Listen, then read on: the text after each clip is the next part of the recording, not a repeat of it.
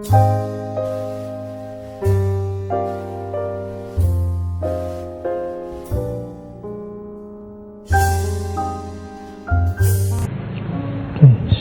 Assalamualaikum warahmatullahi wabarakatuh. Bismillahirrahmanirrahim. Alhamdulillahirabbil alamin.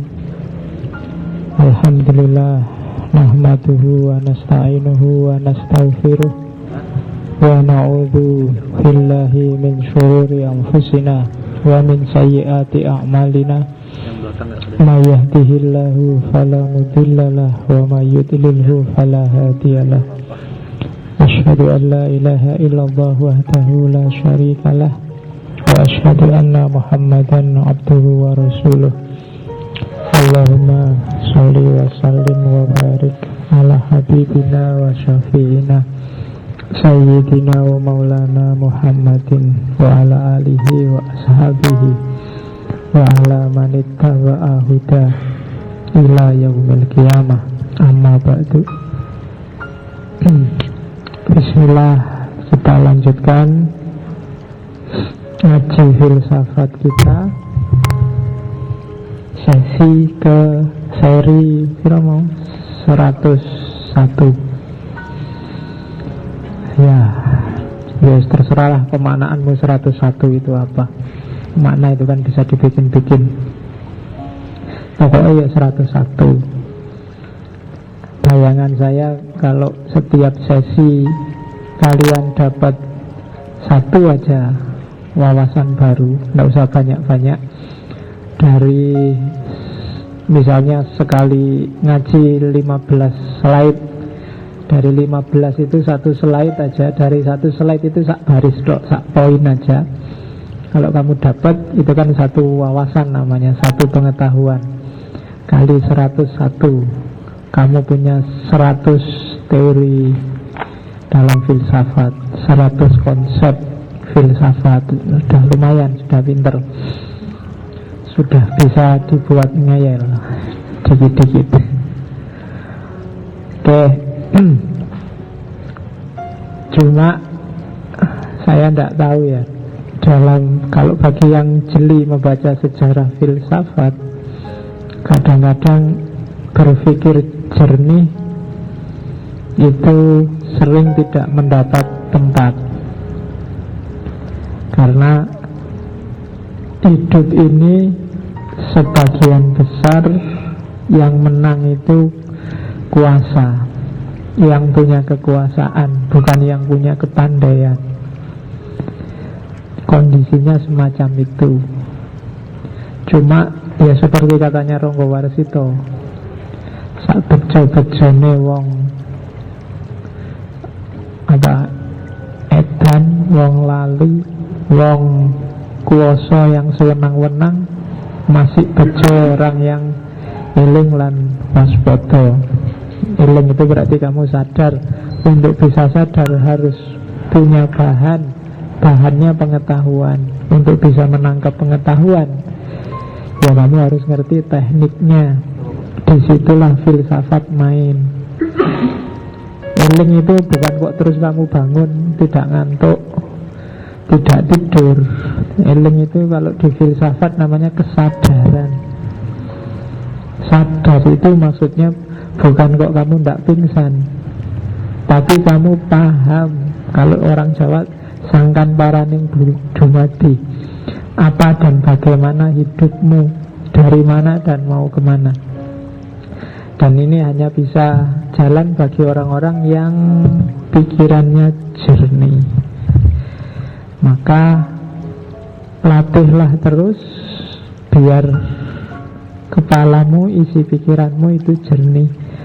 Jangan banyak diisi yang tidak penting, apalagi yang jelek-jelek.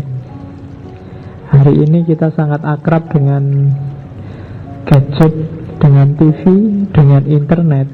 Itu seringkali banyak hal yang tidak penting ikut masuk. Itu yang bikin isi pikiran kita ruwet, terus tidak jernih. Kadang-kadang kita galau nggak tahu sebabnya. Ada orang marah kita ikut marah, ada orang tersinggung kita ikut tersinggung.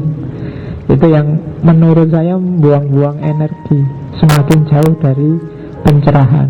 Nah, maka mulai sekarang latihan sendiri memfilter. Karena ada hadisnya itu kan, min khairi husnil mar'i tarkuhu ma la ya'ni. Di antara hal terbaik yang bisa dilakukan manusia, seseorang, adalah meninggalkan apa yang bukan urusannya, tidak ada hubungannya sama dia.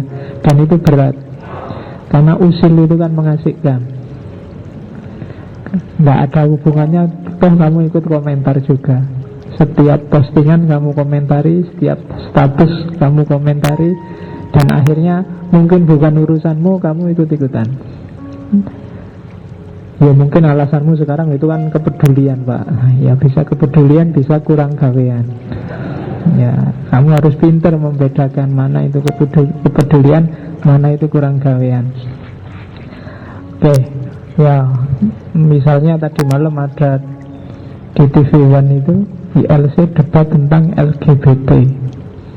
Paginya sampai siang saya sibuk denger orang komentari acaranya TV One tentang LGBT. Dan itu bikin capek menurut saya. Ya kalau yang di TV One diundang dibayar. Kalau kamu yang diskusi, siapa yang mau bayar, siapa yang mau dengerin. Sebagus apapun pikiranmu, ya siapa yang mau ngikutin. Nah, sebenarnya akan lebih cerdas kalau peranmu tidak di situ, ya kamu serap aja, kamu ambil pelajaran, kamu ambil sisi di mana kamu bisa ngambil manfaat dari wacana yang berkembang. Tanpa harus kamu sibuk gegeran sendiri, yang pro sama yang kontra, padahal tidak ada yang bayar. Oke, itu menghadapi hari ini ya. Kita lanjutkan ngajinya.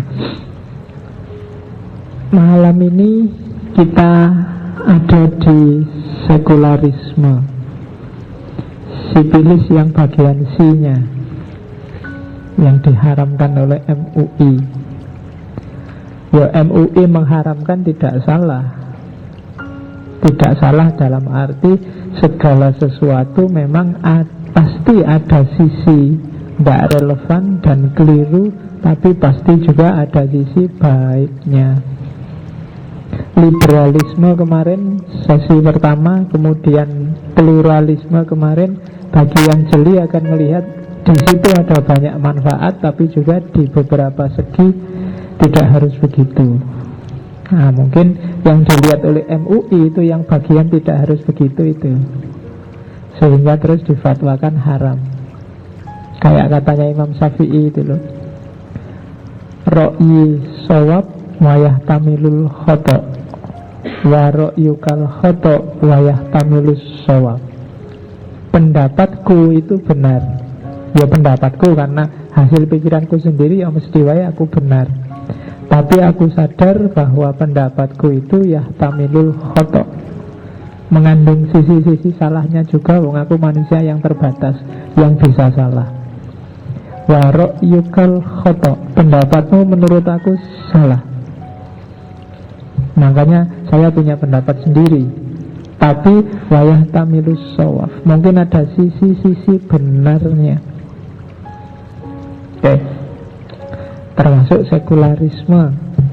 Sekularisme ini bagi banyak orang akar, khususnya di timur, dia ini akarnya segala jenis kekufuran dan kejauhan orang dari agama. Padahal mungkin kalau kamu sudah belajar, sudah ngerti, oh itu tuh sekularisme, jangan-jangan kita semua ini sekuler. Jangan-jangan yang memfatwakan sekularisme sebenarnya juga sekuler. Ya kan? Oke, nanti kita lihat. Sama kayak liberal atau pluralisme kemarin. Mungkin ada yang membedakan, ya kalau pluralitas saya setuju, tapi kalau pluralisme saya nggak setuju. Tapi kalau kamu pluralitas setuju terus bilang kita harus saling menghargai, saling mendukung dalam keragaman, dalam pluralitas, ya itu sama aja namanya pluralisme. Karena pluralisme itu ideologi yang menyikapi keragaman dengan cara menghargai semua keragaman itu. Ringkasnya kan itu. Kamu tidak pluralis kalau ingin menghancurkan semua yang beda sama kamu. Intinya kan di situ. Tapi begitu kamu toleran, begitu kamu bisa menerima, bisa mutual understanding, bisa coexisten, berarti sebenarnya kamu seorang pluralis. Meskipun mungkin kalau ditanya ndak ngaku. Liberalis juga begitu kan kemarin, menjunjung tinggi suara individu-individu, pendapat individu-individu dihargai. Di sisi ini kan mungkin sebagian besar kita sebenarnya orang-orang yang liberal. Imam Syafi'i merasa dirinya benar, Imam Malik merasa dirinya benar. Di luar ring itu sebenarnya disebut pluralis, liberalis. Di sisi itu loh ya. Cuma hari ini banyak orang hanya lihat sisi negatifnya. Ya ndak salah, cuma kalau bahasa ilmiahnya namanya reduktif. Harusnya 10 cuma diambil 3. Makanya kamu jangan marah sama MUI. Kalau kamu marah sama MUI itu namanya podo wae makommu karo MUI. Kamu juga reduktif. Yang benar gimana terus Pak? Kamu bingung dewe akhirnya. Itu nggak boleh, gini nggak boleh. Itulah makanya filsafat itu bukan orang yang sudah menemukan kebenaran, tapi orang yang mencintai kebijaksanaan. Dan untuk bisa bijaksana itu jalannya panjang, tidak bisa dijujuk begitu saja 1 tambah 1 2. Oke, kita mulai dengan sekularisme. Sekularisme adalah anak kandungnya peradaban Barat, khususnya diawali di era modern.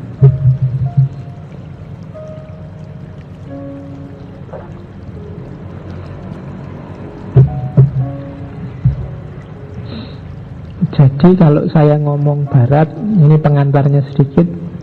Saya tidak tahu teman-teman ngerti apa enggak tiap hari ngomong Barat, Timur, Barat, Islam, janjane Barat iki apa toh? Jawa Barat apa ya masuk Barat, Sumatera Barat apa ya masuk Barat, yang namanya selalu begitu. Kalau di tempat saya orang naik haji itu berangkat ke Barat. Sun Gokong ngambil kitab suci ke Barat. Ya, cuma hari ini kalau ngomong Barat itu sebenarnya sebuah konstruksi peradaban yang isinya itu.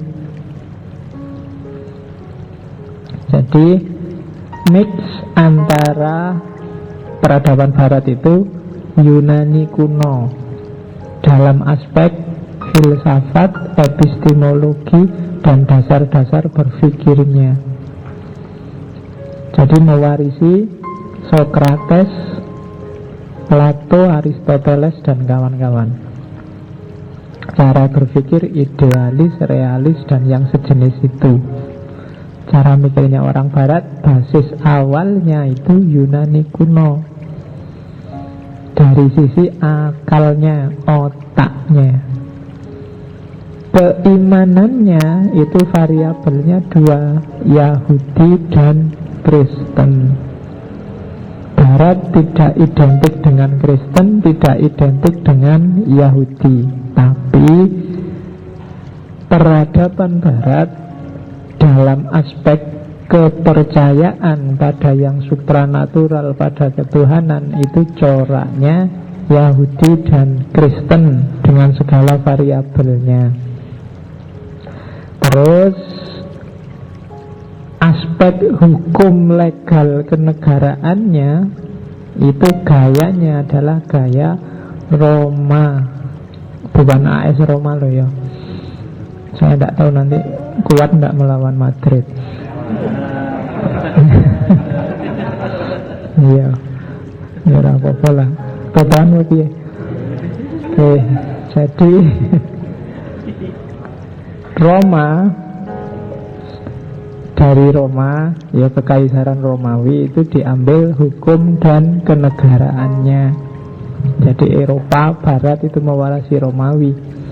Jadi kalau Belanda ke Indonesia membawa KUHP perdata pidana, Itu sebenarnya basis awalnya itu hukum tata negara Romawi pada zamannya.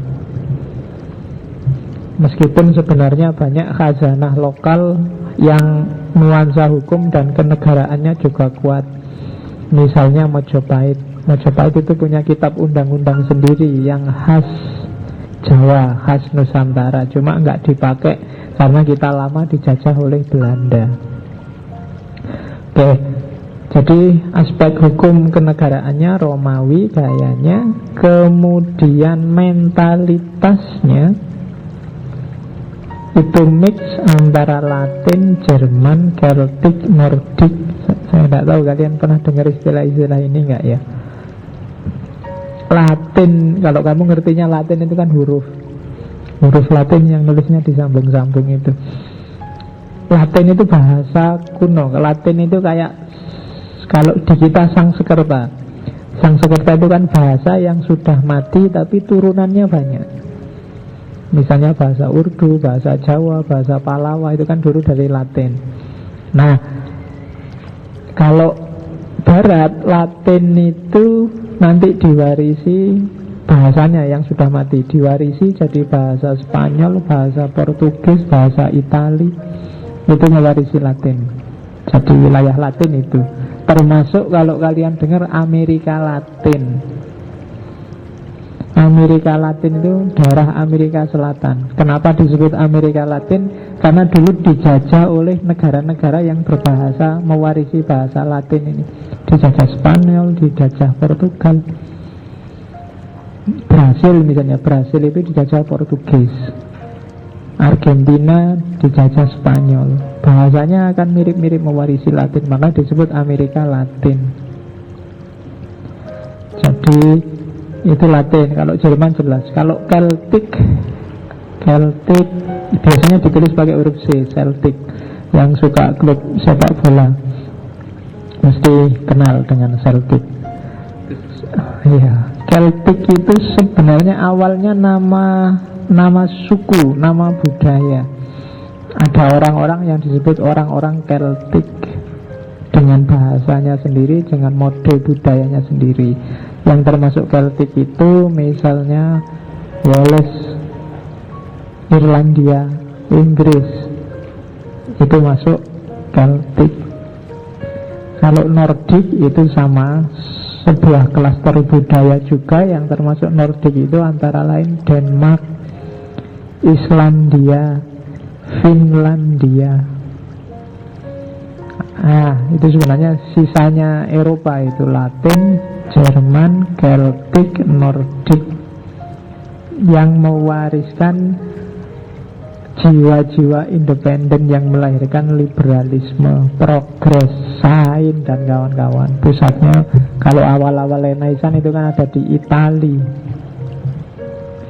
Jadi kalau ngomong Barat itu sebenarnya mix 4 hal itu: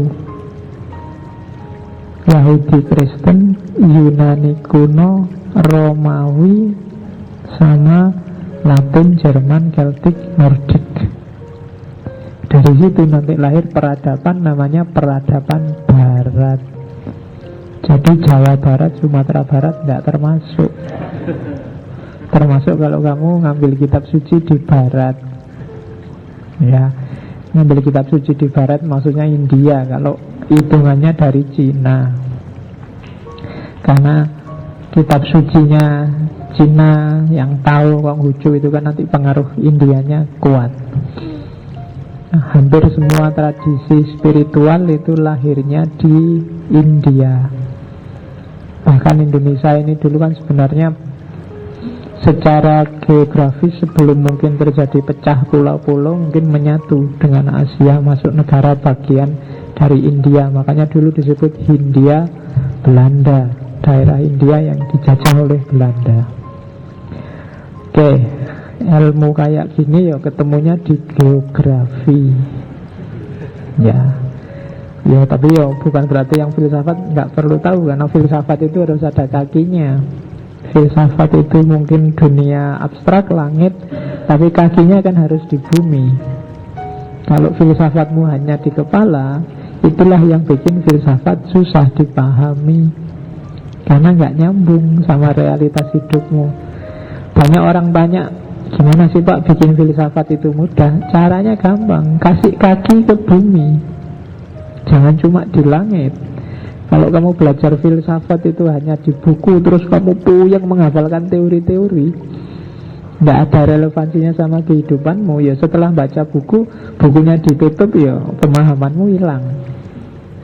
Tapi kalau kamu kasih kaki, bahwa dia harus jalan di muka bumi, relevansinya sama hidupmu apa, hubungannya sama kenyataan sehari-hari di mana, itu akan lebih bikin filsafat mudah dipahami. Jadi filsafat itu kan hasil refleksi para filosof terhadap realitasnya sendiri-sendiri. Dan realitas para filosof itu tidak akan jauh beda sama realitasmu. Wong kita ada di bawah matahari yang sama. Maka pahamilah relevansi. Teori macam-macam yang kita kaji tiap malam Kamis itu sebenarnya nyambung saja sama hidupmu. Tinggal kamu nyari tarikan-tarikannya. Oke, jadi itu. Ini peradaban barat yang jadi ibu kandungnya sekularisme. Nah, kayak gimana sih kok bisa melahirkan sekularisme? Yang pertama tadi, misalnya pengaruh Yunani kuno. Yunani kuno dimulai dari Plato, Aristoteles, punya berpikir dualistik. Mungkin kamu juga secara nggak sadar punya gaya mikir dualistik. Misalnya kalau di Yunani kuno pembagian matter sama form. Matter itu barangnya, form itu bentuknya. Matternya ini kaca, bentuknya gelas.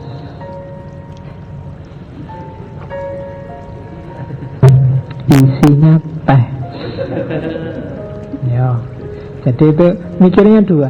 Itu nanti imbasnya kalian menganggap manusia juga dua dimensi, jasmani, rohani.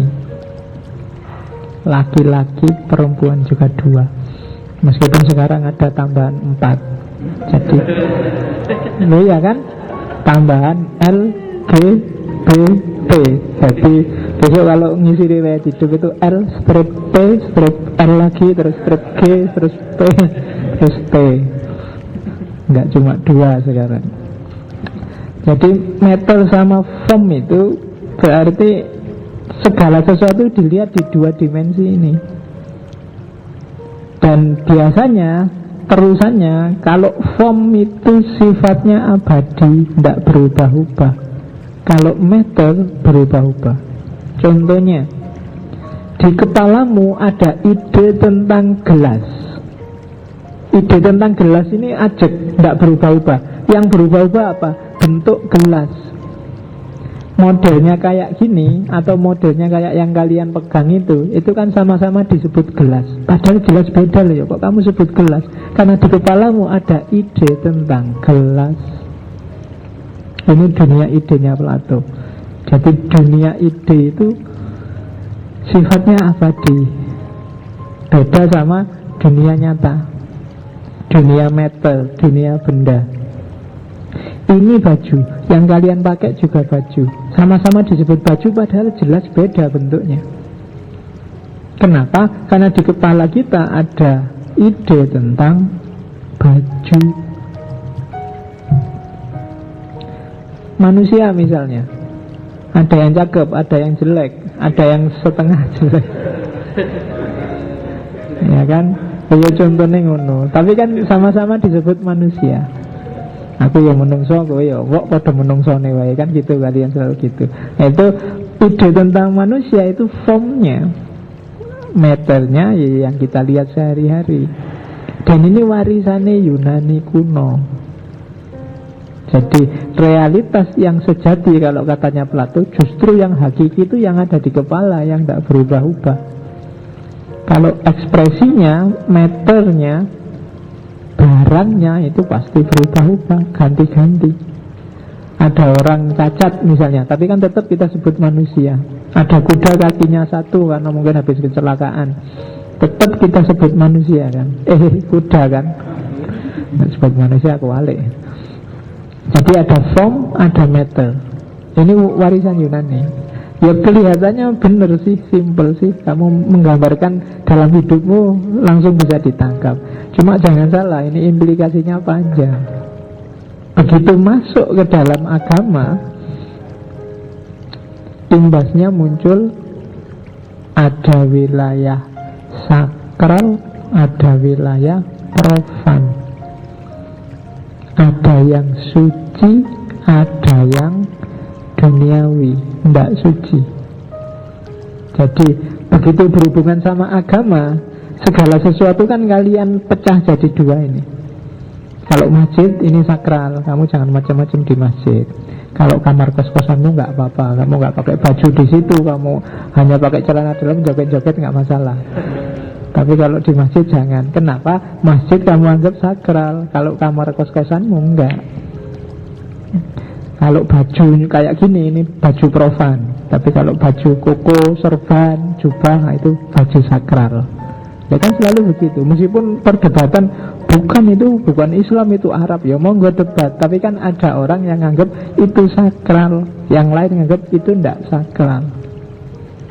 Jadi cara berpikir dualistik tadi begitu berhubungan sama agama, sekarang orang mikirnya sakral, tidak sakral. Apapun itu, kamu selalu anggap itu urusan agama apa enggak. Ada yang anggap ya itu urusan agama, ada yang bilang enggak. Makanan itu ada sisi sakralnya loh. Maka terus ada label haram, label halal. Makanan halal. Sekarang sampai jilbab aja kan ada jilbab halal, jilbab haram. Ya. Besok juga begitu. Mungkin jangan-jangan sampai baju, jaket, celana dalam, besok ada celana dalam halal, celana dalam haram. Nah, itu kenapa ada dikotomi sakral sama profan ini loh. Ada yang dianggap urusan dunia, ada yang dianggap ini urusannya akhirat. Nanti ada yang ekstrim, ya semua itu profan, semua urusan dunia hubungannya sama manusia. Ada yang kemudian ekstrim, semuanya sakral, semuanya ciptaannya Allah, segala hal itu bisa dibawa untuk ibadah. Tapi meskipun ekstrim sakral atau ekstrim profan, yang jelas di kepalanya, di otaknya sudah ada pemilahan mana sakral, mana profan. Jadi segala yang di dunia ini dipecah dua. Sama-sama menggerakkan badan. Kalau sholat itu sakral, kalau senam itu profan. Oke, loh ya kan. Jadi senam, yoga itu bagi kamu kan profan, tapi bagi orang Hindu dia sakral. Nyanyi mungkin, gitaran bagi kamu profan, tapi lagu tertentu bagi kamu sakral. Bagi orang Kristen lagu tertentu sakral, bagi kamu profan. Mungkin malah sholawatan, bagi yang anggap sholawatan dengan lagu itu bid'ah, nganggapnya sholawatan itu profan, tidak sakral. Tapi bagi kamu yang suka sholawatan itu sakral. Selalu begitu. Dualisme gaya Yunani, Plato dan kawan-kawan, imbasnya ke agama semacam ini. Terus ngapain juga kalau kita mikir kayak gini? Ternyata ketika kita mikir dengan gaya sakral dan profan, dampaknya juga kadang-kadang tidak bagus. Misalnya, kan akhirnya apa? Yang sakral kita anggap berharga, abadi. Sakral itu suci, tidak boleh macam-macam, harus kita jaga benar. Yang profan itu sifatnya duniawi, temporer, urusan kita manusia. Dan begitu dikasih contoh lagi, ternyata ya yang sakral spiritual tadi urusannya berhubungan sama masjid, sama kiai, sama dan lain-lain. Sementara justru tak kasih contoh kayak tadi, kamar kosmu, sekolahan, puskesmas, pasar, mall, itu kan bagi kamu profan. Bagi kamu ya profan itu nama lainnya sekuler, duniawi, dunia akhirat. Kalau kamu tak tanya masjid sama mall, mana dunia mana akhirat? Oh kalau masjid itu akhirat Pak, kalau mall itu dunia. Kalau tank top itu dunia, kalau jilbab itu akhirat. Kalau sarung itu akhirat, kalau jin itu dunia. Kan gitu mikirnya terusan.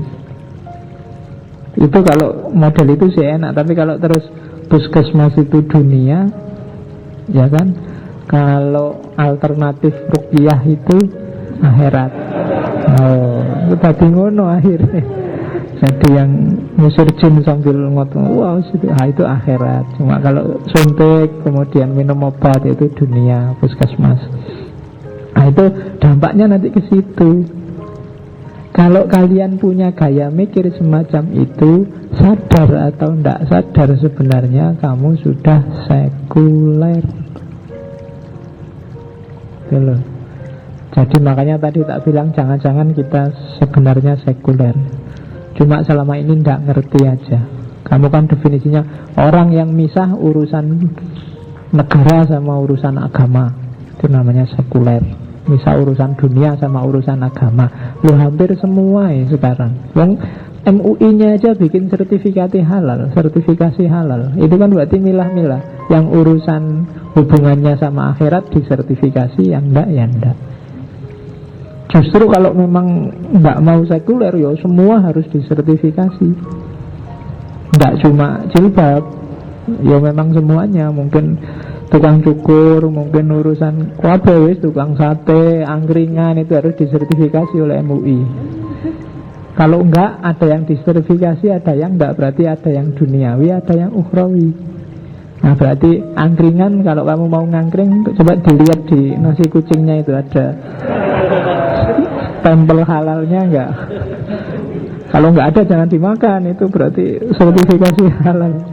Enggak ada, jangan-jangan ada campuran apa. Kan gitu sekarang orang mikirnya.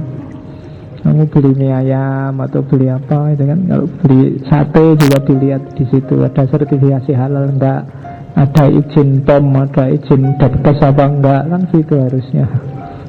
Nah itu cara mikir akarnya sebenarnya di sini nanti. Kenapa kemudian lahir namanya sekularisme?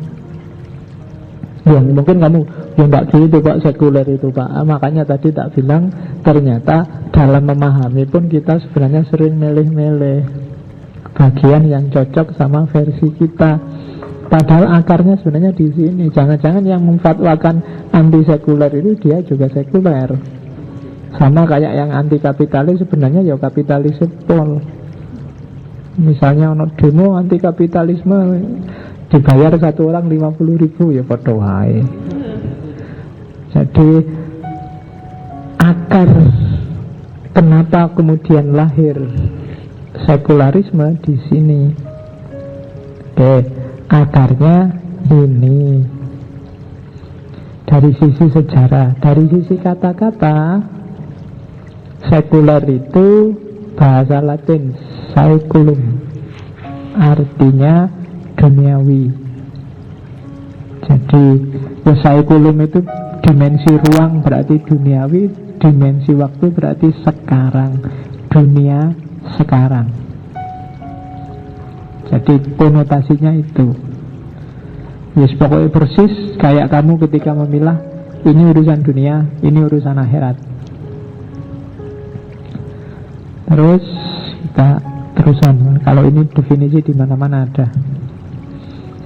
Nah, akarnya itu orang pertama yang memakai istilah sekularisme itu penulis dari Inggris, namanya Yakub Holyoake, Jos Yakub Holyoake, abad 19.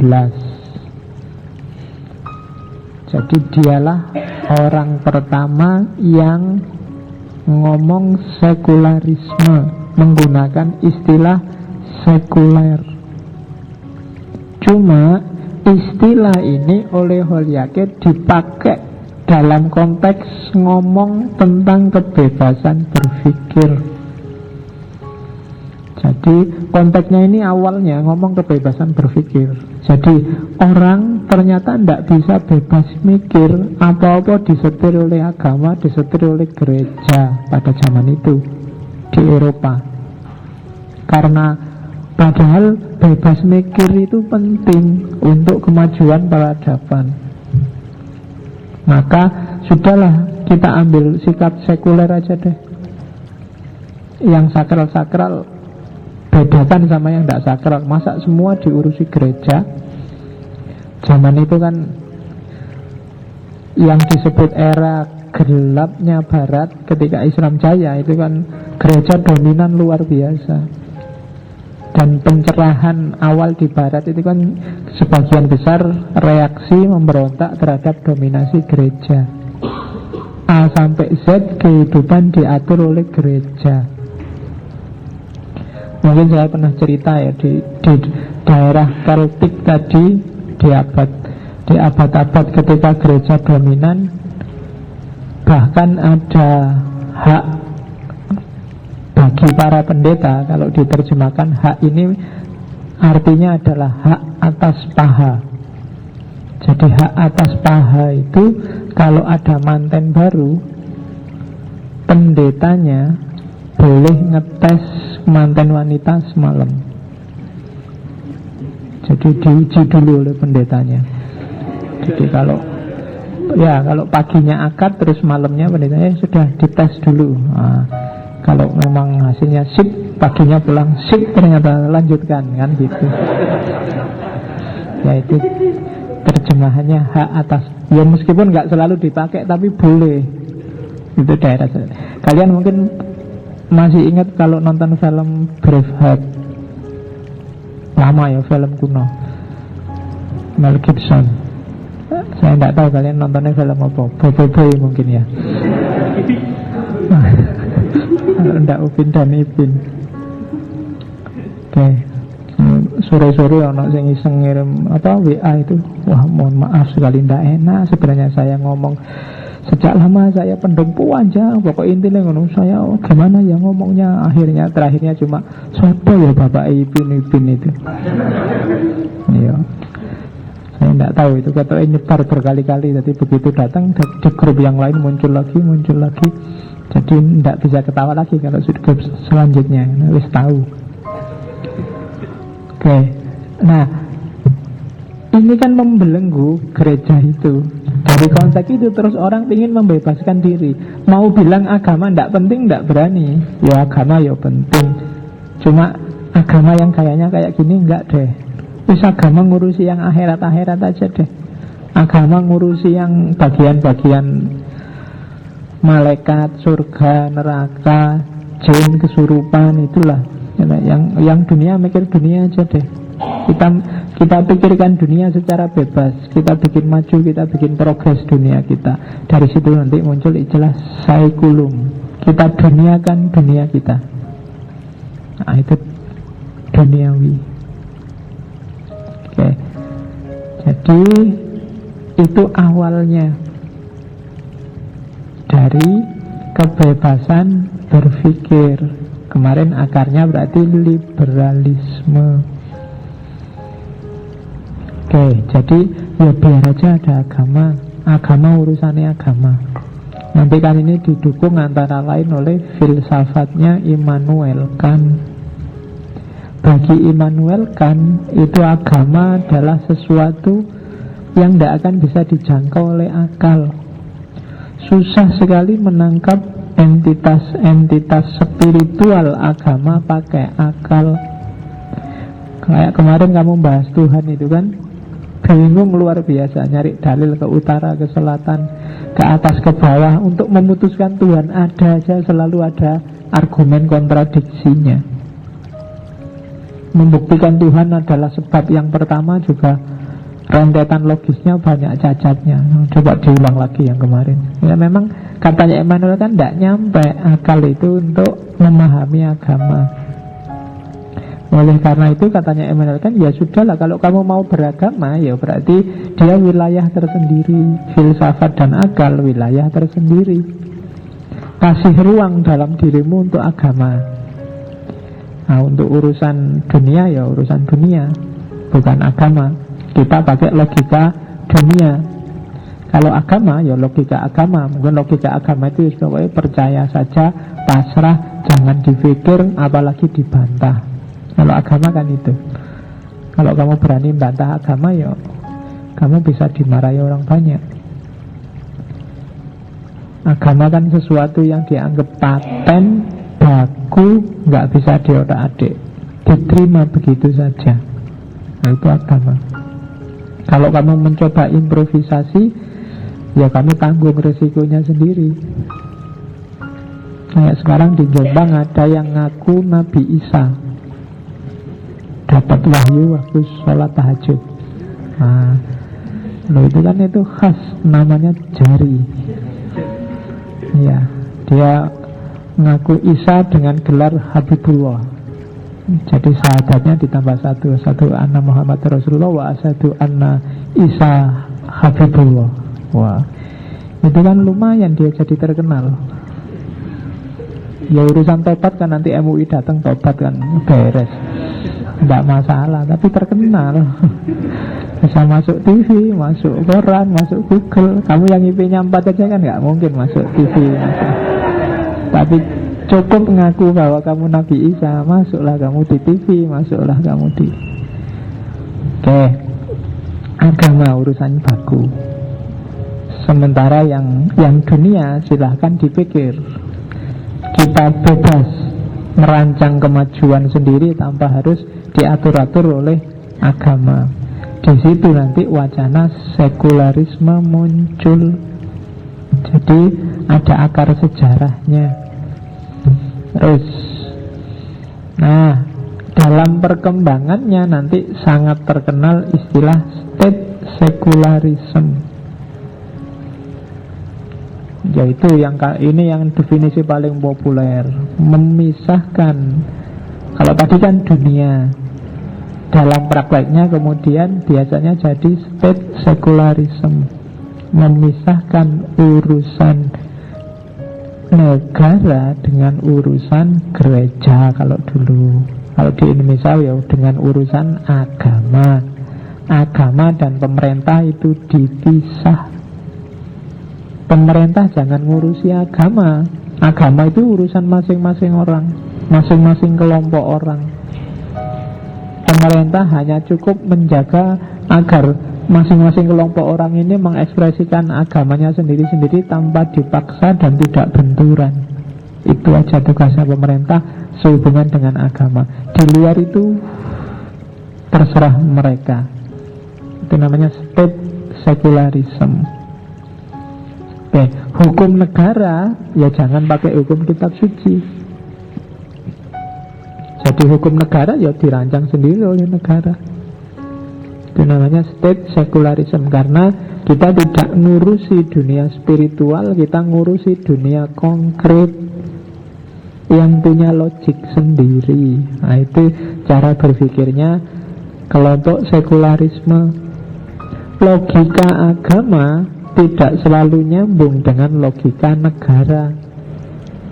Masing-masing punya modus berpikir sendiri. Kitab suci punya basis berpikir sendiri, negara juga punya basis berpikir sendiri. Biarkan masing-masing jalan sesuai fitrahnya.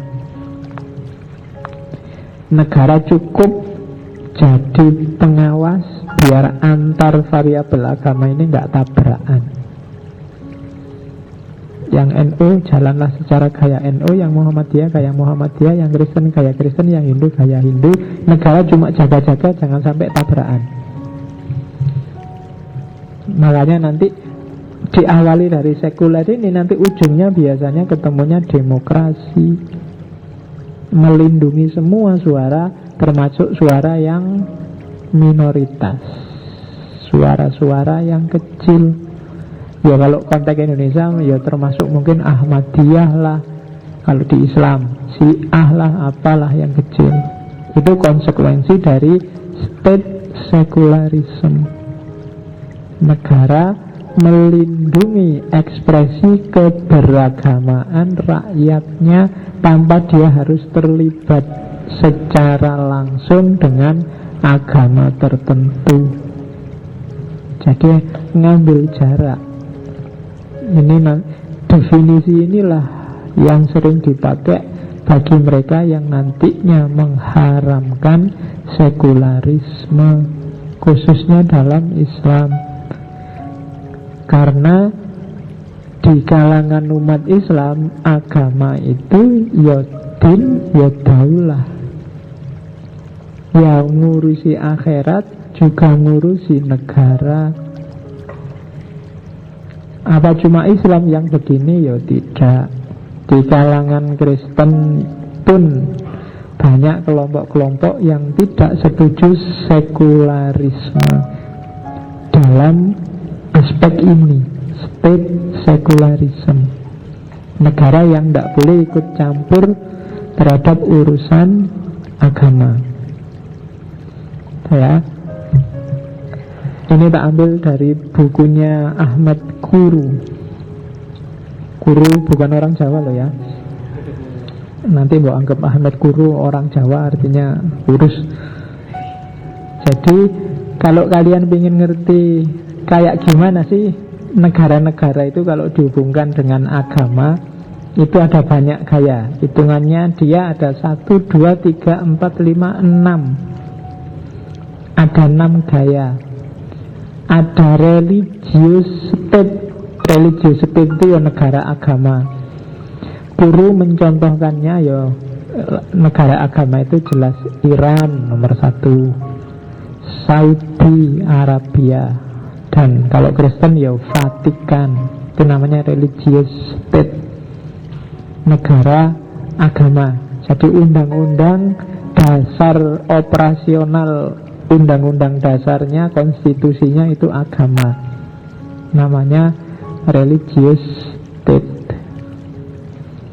Terus ada state with established religion, negara yang berdiri tegak di atas agama mapan tertentu.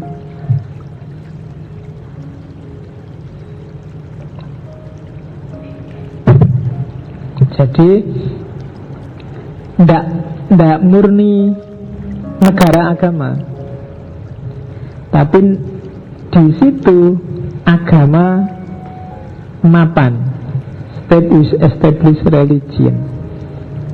Ya Inggris, Denmark, Yunani misalnya, misalnya dengan Kristennya, itu kan mapan di sana. Mungkin karena mayoritasnya. Jadi state with established religion, agama di situ bebas mau ngapain aja dan dilindungi oleh negara. Yang ketiga ada passive secularism, contohnya Amerika. Di bukunya Guru itu yang dibahas memang 3 negara, Amerika, Perancis, dan Turki. Passive secularism itu negara yang pasif, sekuler tapi pasif. Pasif itu tidak mau ikut campur dengan kayak tadi ekspresi keagamaan warganya. Monggo lah, mau pakai jilbab ya monggo, tidak pakai jilbab ya urusanmu. Negara tidak ngopeni apa-apa. Negaranya pasif kalau sudah berhubungan dengan agama. Kamu mau meyakini apa aja silahkan. Apakah kamu Ahmadiyah, Syiah, Lia Aminuddin, Anan Krishna, wis monggo lah, urusanmu itu. Nah itu negaranya namanya pasif. Dan negara memang sama sekali nggak ngopeni agama. Jadi pasif secularism. Terus di bawah itu ada secular state, negara sekuler. Nggak tak tulis di situ. Mungkin gambarannya agak mirip Indonesia. Jadi formalnya agama melindungi semua apa kayak pasal 29 yang saya tidak tahu sekarang pasalnya jadi berapa ya. Negara melindungi agama dan keberagamaan, tapi dalam prakteknya kadang-kadang negara intervensi, ikut main. Itu sekuler. Tengah-tengah. Ada yang agresif. Agresif namanya assertive secularism. Contohnya Turki sama Perancis. Kenapa disebut asertif? Ya kayak Perancis misalnya. Meskipun saya tidak tahu sekarang apa masih begitu. Kalau ada siswi atau mahasiswi pakai jilbab ke kampus, dilarang. Kenapa? Itu simbol agama. Simbol agama itu urusan privat, bukan urusan publik. Kalau masuk ke ranah publik, ya ikuti aturan publik. Maka kalau sekolah ya jangan pakai jilbab. Sekolah itu urusan bareng-bareng. Itu simbol keagamaan. Nanti kalau ada yang pakai jilbab, nanti ada yang pakai cadar, jangan-jangan ada yang pakai baju biksu, jangan-jangan ada yang pakai. Cara mikirnya begitu. Maka negara intervensi. Jangan deh, jangan begitu. Jangan-jangan nanti ada yang agama suku terus ke sekolahan tidak pakai baju. Kacau, misalnya. Cara mikirnya begitu. Itu simbol etnik, simbol agama tertentu. Jangan masuk ke ruang publik, itu urusan privat. Dan negara aktif melarangi semacam ini. Apa melarangi itu? Ya pokoknya bikin aturan untuk melarang. Turki awal-awal modern ketika dipegang oleh Kemal Atatürk itu kan juga begitu. Bahkan Aden pun, karena Aden ada hubungannya dengan wilayah publik, pakai mikrofon. Sempat Aden itu pakai bahasa Turki, tidak pakai bahasa Arab. Awal-awal sekuler. Kalau sekarang Erdogan saya tidak tahu. Ya banyak yang muji-muji, cuma sementara kita wait and see aja. Nggak usah capek-capek bahas Erdogan, nggak mau bahas Jokowi aja masih bingung. Jadi assertive secularism. Jadi negara ini punya ideologi sekuler. Jadi agama itu urusan privat. Maka di ruang publik jangan bawa-bawa identitas agama. Dan negara dengan aktif ngelarang ini. Oh itu agama, jangan pakai cadar, ini ruang publik. Mau pakai cadar ya di kelompokmu, tidak di ruang publik. Beda sama yang pasif sekularisme tadi. Kalau pasif sekularisme itu ya sakarepmu lah. Kamu mau pakai cadar, mau tidak pakai cadar, nggak pakai baju, hanya pakai bikini, pakai celana dalam sama BH aja keluar, urusanmu. Itu negaranya pasif. Tapi kalau yang aktif, assertive secularism, itu negaranya ikut ngatur. Jangan sampai identitas lokal, identitas etnik, agama tertentu masuk ke ruang publik.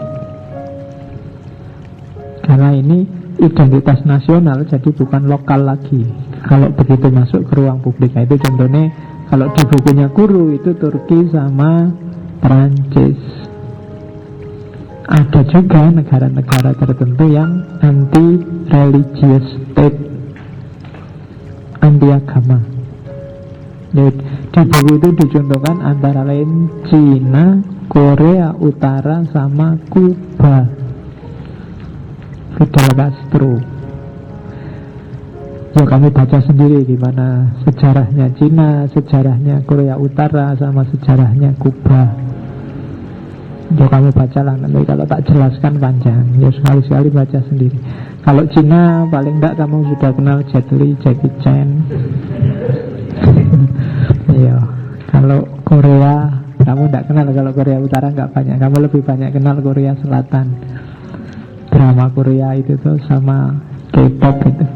Tapi Korea Utara lebih menarik untuk dikaji sebenarnya. Kalau Korea Selatan itu bagi saya podo wae karo Singapura, Amerika, enggak jauh. Tapi yang unik khas itu Korea Utara. Kalau Kuba, ya yang muncul di kepala kita kan Fidel Castro, cerutu, mungkin narkoba dan yang sejenis itu. Oke, itu secara formal negaranya disebut anti-religious. Jadi Ya kalau yang Indonesia ya, kalau di narasinya mungkin bagi saya agak dekat sama yang tengah itu, secular state. Tidak jelas, kadang-kadang pasif, kadang-kadang aktif. Maunya hak asasi dijamin, tapi kok negara kadang-kadang sibuk ngopeni yang sudah jadi haknya orang, melarang-larang, menyuruh-nyuruh. Nah, itu kadang-kadang campur baur, tidak jelas. Hasilnya ya warga negaranya juga tidak jelas. Ya negara ini orang jelas, memangnya rakyatnya bisa jadi jelas. Kayak diskusi LGBT itu kan kamu puyeng, itu urusannya mau diapain sih? Negara disuruh bikin undang-undang, negara ngelarang-larang, apa biar aja diskusi urusan sendiri-sendiri, apa kan kamu nggak jelas itu. Ujung pangkalnya kira-kira akhirnya mau diapain sih isu LGBT itu? Ya, sampai detik ini kan kamu masih bingung. Ya karena memang kita nggak jelas sejak dulu. Oke. Ya kapan-kapan lah kita bahas filsafat Indonesia ya. Filsafat Indonesia pun ya sebanyak apa ada filsafat Indonesia itu. Oke, terus negatifnya kalian sudah ngerti bagaimana sekularisme itu dalam bentuk ekstrim kadang-kadang meminggirkan agama. Maka saya sebut di sini positifnya. Jangan salah, modernisme barat yang memuncak, yang sekarang menguasai peradaban manusia, itu diawali dari gaya hidup dan gaya berpikir sekuler. Ya meskipun kamu nggak harus setuju 100%. Apa sih kelebihannya peradaban yang sekuler itu? Yang pertama, menghargai hak individu dan minoritas. Ketika agama terlibat, itu biasanya yang menang mayoritas. Enggak cuma antar agama, intern agama pun yang menang mayoritas. Kalau tidak dipisah, mana urusan profesional, mana urusan agama, ya tafsirnya minoritas yang akan mendominasi, tafsirnya mayoritas, dan minoritasnya terpinggirkan. Di antara keuntungannya agama dipisah sama negara, itu penghargaan hak.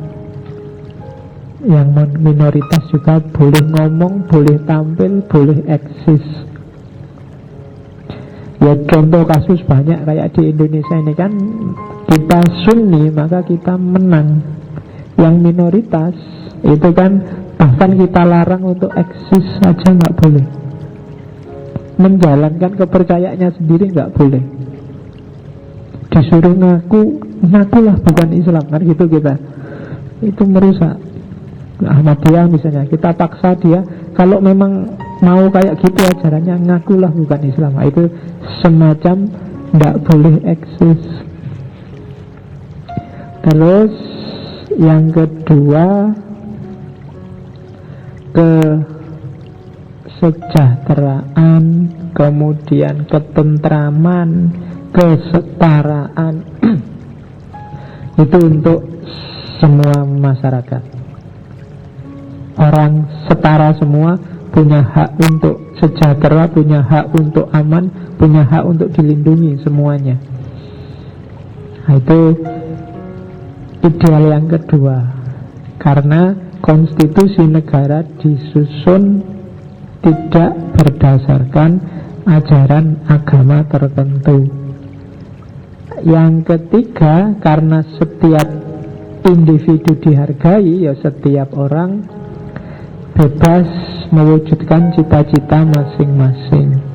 Ingin jadi apa terserah, tidak ada halangan.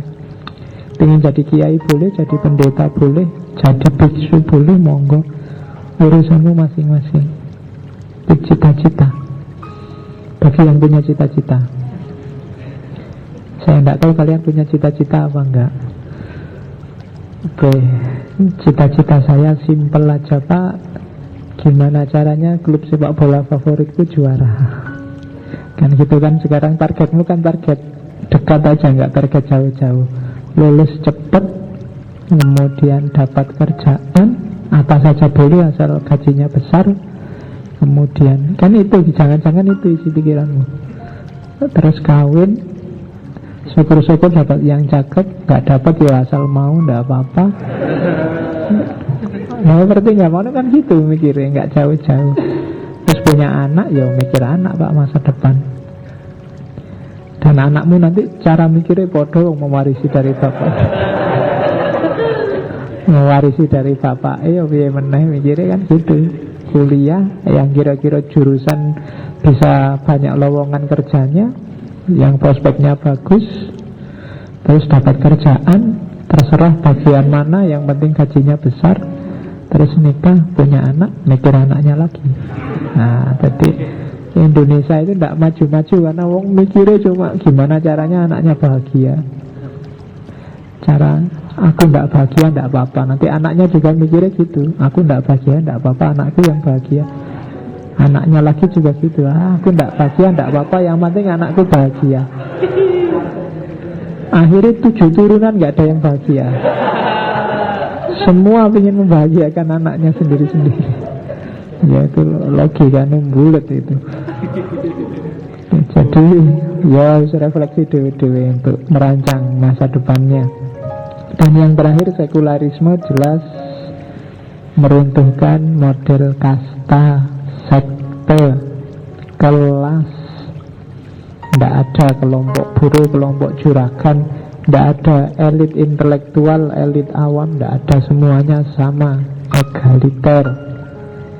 Di negara yang profesional hanya beda fungsi, bukan beda status. Saya sama kamu itu levelnya sama, hanya perannya beda, fungsinya beda. Dan memang kalau fungsinya sama ya malah nggak jalan. Kalau semuanya juragan ya pening juga. Kalau semuanya buruh apa ya bisa jalan. Kalau semuanya manajer ya stafnya sopo. Kalau semuanya menteri ya, kalau semuanya gubernur ya, atau semuanya presiden ya tidak mungkin jalan. Semuanya rakyat juga tidak jalan, jadinya anarkis. Kalau semuanya presiden ya nanti jadi diktator. Jadi ya wis egaliter, hanya beda fungsi. Jokowi dan kamu itu tidak beda sebenarnya, cuma beda fungsi dan beda nasib. Lah ya kan, fungsi itu kan berawal dari nasib. Diawali dari nasib, ada yang nasibnya baik, ada yang nasibnya jelek. Oke. Nah, kenapa sih kok muncul yang kayak tadi? Tadi sudah tak jelasin sedikit. Yang pertama jelas hegemoni agama atas rasio dalam sejarah pemikiran Barat. Itu jelas, termasuk tadi ada hak atas paha tadi dari para pendeta. Sekarang sudah nggak ada, tapi dulu ada. Kalau sekarang ada, kamu pindah jadi pendeta aja. Seru loh itu, kamu bisa punya hak atas paha. Pendeta nggak boleh kawin, nggak masalah. Yang penting kan tiap kali ada pasangan nikah kan kamu bisa ngetes. Oke. Jadi konflik yang tak selesai-selesai, orang jadi jemu. Meskipun tetap merasa ya agama penting sih, tapi masa segitunya. Dari situ terus agama dan gereja dipisah. Kelanjutannya terjadi namanya saintisme. Saintisme itu dewanya sekarang bukan lagi agama. Puncak orientasinya bukan lagi akhirat, tapi sains, ilmu pengetahuan. Itu namanya saintisme. Setelah kecewa sama agama, ternyata harapan-harapannya bisa dipenuhi oleh sains. Sains bisa menjawab banyak hal yang selama ini oleh agama dijawab secara abstrak dan supernatural. Sains bisa menunjukkan sekarang. Dulu Nabi Isa bisa menyembuhkan orang sakit kusta. Sekarang sudah ketahuan, tidak harus Nabi untuk bisa menyembuhkan kusta, tidak harus nunggu mukjizat. Sekarang semua bisa. Jadi saintisme itu sains yang mengganti jawaban-jawaban supranatural. Kalau dalam kasus Yunani ya dari mitos-mitos agama menuju logos-logosnya sains. Sains lebih tegas jawabnya dibandingkan agama.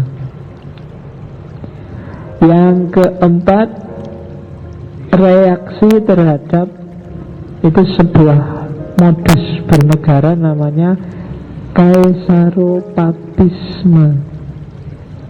Kaisaropapisme itu kayak di Jawa, Sayyidin Panotogomo Khalifatullah Tanah Jawa. Jadi raja sekaligus ulama, pemimpin politik sekaligus pemimpin agama. Ini di barat itu dianggap nggak rasional, nggak masuk akal. Orang juga harus profesional lah. Kiai atau gubernur, kiai atau DPR harus jelas, jangan digabung-gabung. Jadi politik jangan ngerusui agama, urusannya sendiri-sendiri. Atau sebaliknya, agama jangan ngerusui politik. Ketika orang mengkritik, kan banyak orang kritik agama dan negara, kenapa kok dipisah? Islam itu kan semuanya. Dan orang takut kayak berpolitik gitu loh. Kiai berpolitik itu yang ditakuti kiainya yang rusak atau negaranya yang rusak? Kadang-kadang kan orang takut kalau kiai berpolitik, yang ditakuti kekiaiannya hilang, keulamaannya hilang. Tapi bisa juga kalau kiai berpolitik, yang ditakuti bukan keulamanya hilang, negaranya yang rusak. Dia tidak ngerti tata negara. Jadi jawabannya bisa dua. Bisa kaisaropapisme, bisa yang kedua, hirokrasi. Jadi kalau tadi pemimpin politik yang masuk ke wilayah agama, kalau hirokrasi itu pemimpin agama yang masuk ke wilayah politik. Jadi harusnya jadi ulama, dia main politik, itu namanya hirokrasi. Jadi para ulama yang bikin undang-undang, wah itu susah, bukan makomnya. Ulama ya ngopeni umat, mungkin ngopeni akhlak dalam kajian sekuler ini. Jadi baik kaisaropapisme maupun hirokrasi itu masalah. Masalahnya apa? Tidak profesional, tidak jelas kayak kiai apa gubernur. Kalau kamu ngomong itu karena konstitusi, apa jangan-jangan dapat wahyu dari Allah, dapat ilham dari Allah, itu kan susah kita menyikapinya. Kemarin sama kiai kita cium tangan, apa aja yang dia bilang kita ikuti. Begitu kiainya jadi gubernur apa jadi bupati, kamu kan serba salah. Mau dibantah wong kiai, tidak dibantah ki bupati sekarang. Kok keputusannya tidak enak gitu kan? Berarti serba salah. Nah itu hirokrasi, pemimpin agama yang masuk ke wilayah politik. Sebaliknya juga begitu, pemimpin politik yang masuk ke wilayah agama. Ya gubernur aja, bupati aja, nggak harus jadi ustadz. Yang ustadz biar Ustadz Maulana sama Mama Dede. Nggak usah gubernurnya, bupatinya, wali kotanya terus pakai serban, pakai jubah, terus ikut-ikutan tausiah. Jadi itu namanya kaisaropapisme. Dan ini dikritik. Kalau dikritik ada cerita Yesus yang, jadi Yesus ini pernah marah luar biasa karena di depanku apa kalau Yahudi itu sinagog. Di depan sinagog itu banyak orang dagang. Waktunya orang ibadah dimanfaatkan untuk dagang di situ. Itu kan terus Yesus marah. Jadi mejanya dibalik semua. Nah kalau waktunya di sinagog ya urusan agama lah, jangan dagang. Urusan dunia nanti, dunia ya dunia. Ya kayak di Al-Quran kan begitu. Kalau ada panggilan wilayahnya Jum'ah, ya tinggalan dunianya. Sekarang urusan akhirat, jangan dicampur-campur. Jangan ceramah tausiah sambil jualan kaset, sambil jualan buku. Kan ada yang kayak gitu. Saya pernah itu, ada dai perempuan sambil tausiah, yang saya omongkan ini sudah ada di kaset ini.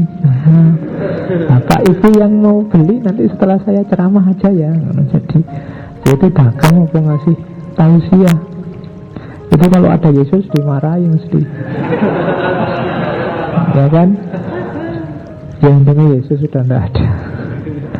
Jadi birokrasi, pemimpin agama yang masuk ke wilayah politik. Background inilah nanti yang melahirkan sekularisme. Oke, terus, nah sebelum sekularisme ada proses menuju ke sana namanya sekularisasi. Bedakan, harus dibedakan. Kenapa? Kadang-kadang sekularisasi tapi ujungnya bukan sekularisme. Jadi proses sekularisasi itu proses nama lain. Kalau mungkin kamu mau pakai nama lain, modernisasi atau rasionalisasi. Kenapa agama dipisah dari negara, dari dunia? Biar orang mikir sendiri. Itu kan namanya narasionalisasi, tidak terikat oleh agama. Jadi ada proses merasional, proses memodern.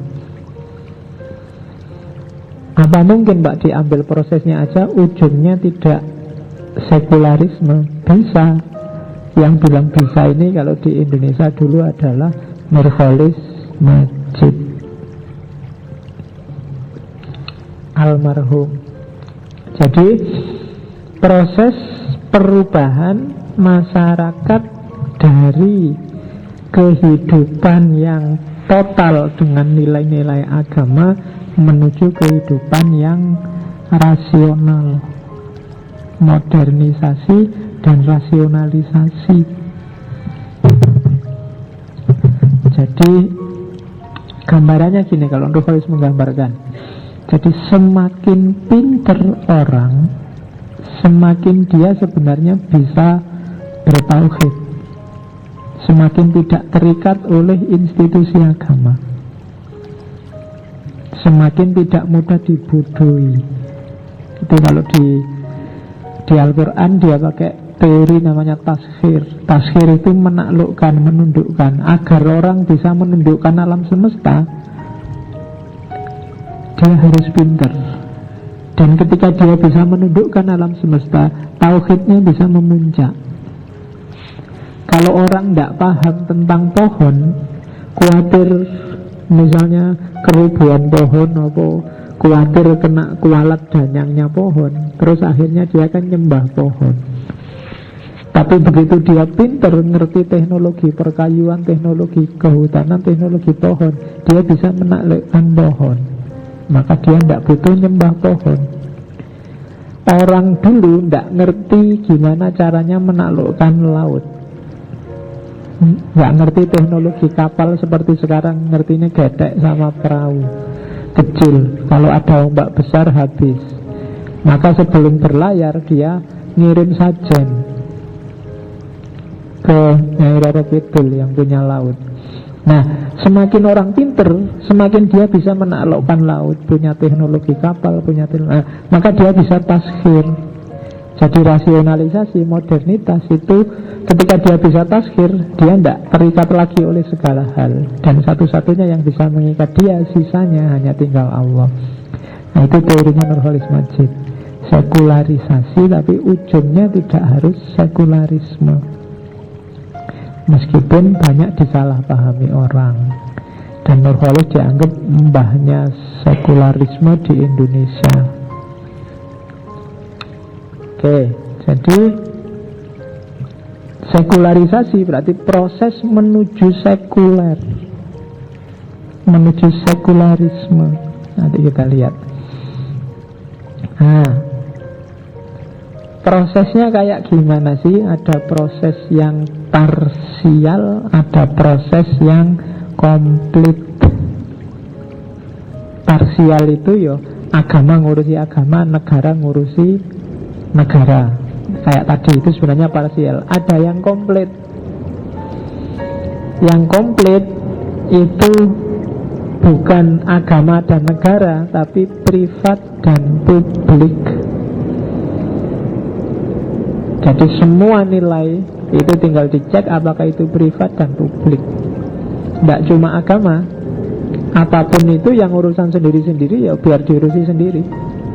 Apakah saya mau seks bebas atau aku arep LGBT, aku mau arep urusanku?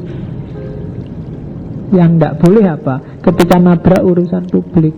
Publik ada normanya sendiri. Jadi tidak sekedar agama dan negara, tapi sekarang privat dan publik. Itu berarti sudah complete secularization, sekularisasi yang komplit. Terus, saya agak cepat ya. Prosesnya coba diidentifikasi seperti apa sih kemudian ketika sekularisme lahir. Jadi biasanya bibit sekularisme itu muncul ketika masyarakat semakin pintar. Masyarakat geser dari budaya oral ke budaya tulis. Jadi budaya oral itu ilmu ditransmisikan lewat kata-kata, riwayat-riwayat. Ini budayanya budaya oral. Yang ngerti pengetahuan ya yang meriwayatkan. Kalau di pesantren biasanya yang dikasih ijazah. Yang gak dikasih ijazah oleh kiainya, dia tidak berhak atas pengetahuan. Tapi begitu budaya ini berubah jadi budaya tulis, itu mulai rasionalitas pasti muncul. Ya kayak sekarang. Dulu mungkin kitab kuning kamu ketemunya yang di pesantren-pesantren, dan ngertinya terbatas, paling takrib, Fathul Mu'in, kemudian apalagi Nahwul Wadih, Jurumiyah, Imriti, sebatas itu. Tapi sekarang kamu punya Maktabah Samilah. Oh, itu di laptopmu ada ribuan kitab kuning jadi satu, meskipun nggak pernah kamu buka. Pokoknya sukses nyintal sudah seneng, nggak tahu bukanya kapan. Jadi ini kan semakin mudah. Kamu butuh apa aja pengetahuan, simple, gampang, tinggal buka. Jadi orang pinter itu banyak dan tersebar.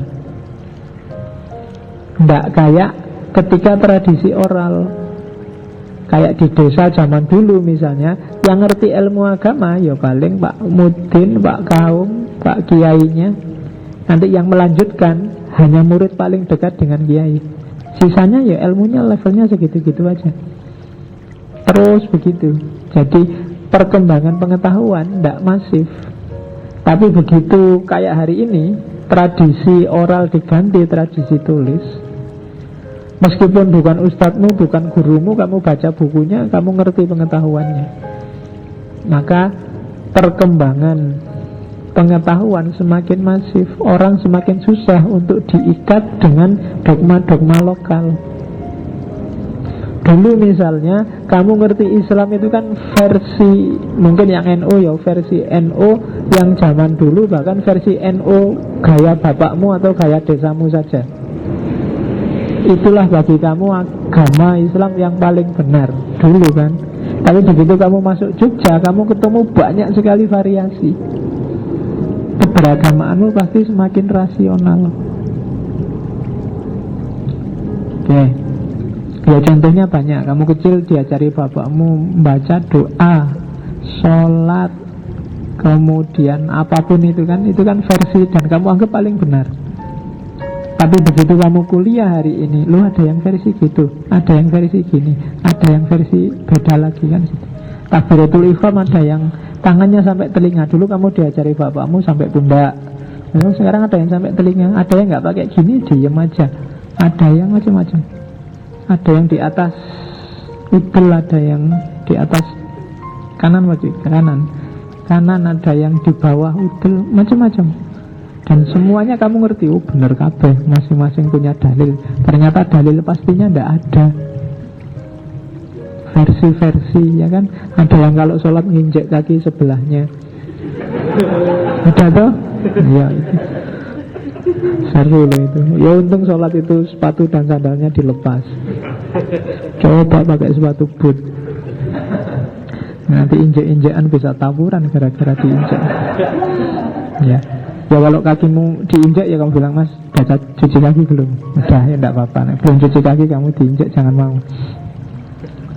Dan itu kan gaya juga, meskipun enggak ada dalilnya. Ada yang kalau sholat kayak orang habis kena tembak itu, Allahu Akbar.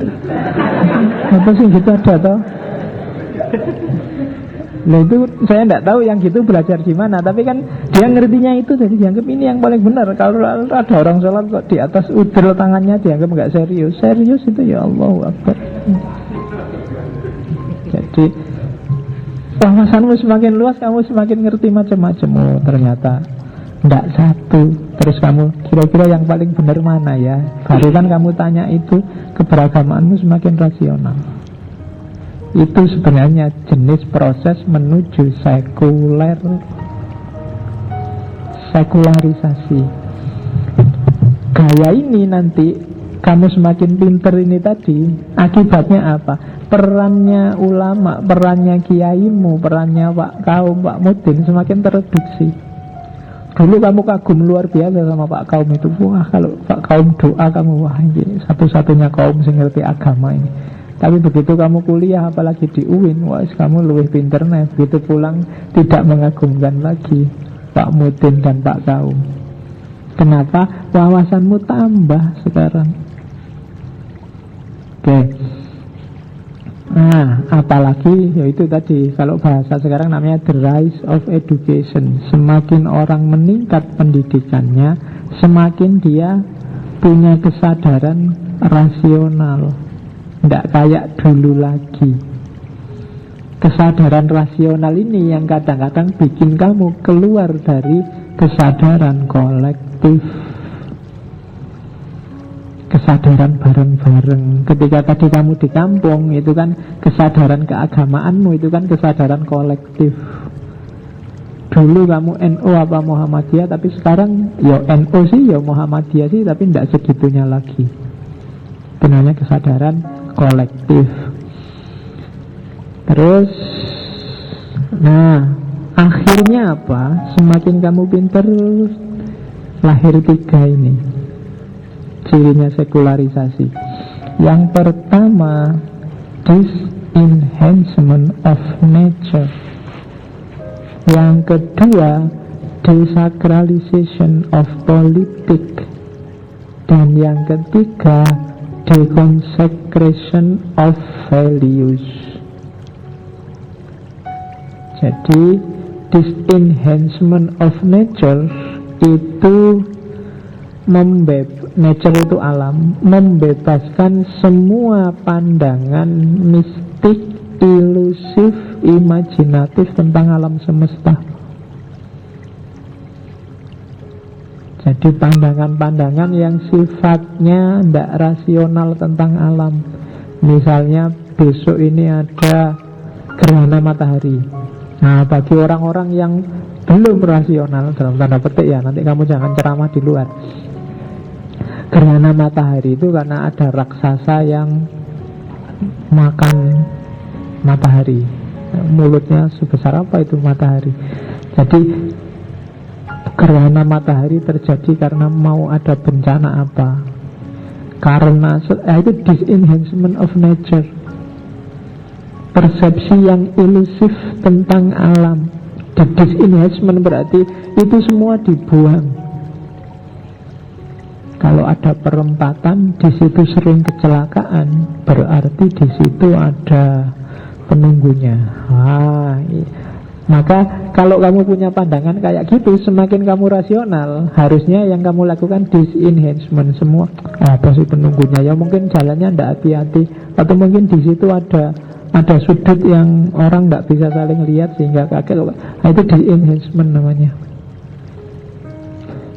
Ini hawanya kok tidak enak ya. Jangan-jangan mau itu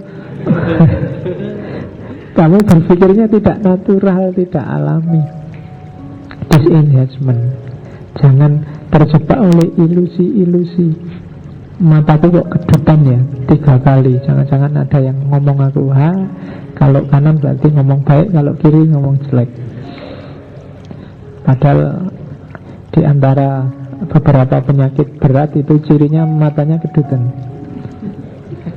Jadi kalau matamu kedutan, bolak-balik kedutan, wah ini orang ngomong baik, aku terus orang ngomong, kamu seneng terus kedutan kanan.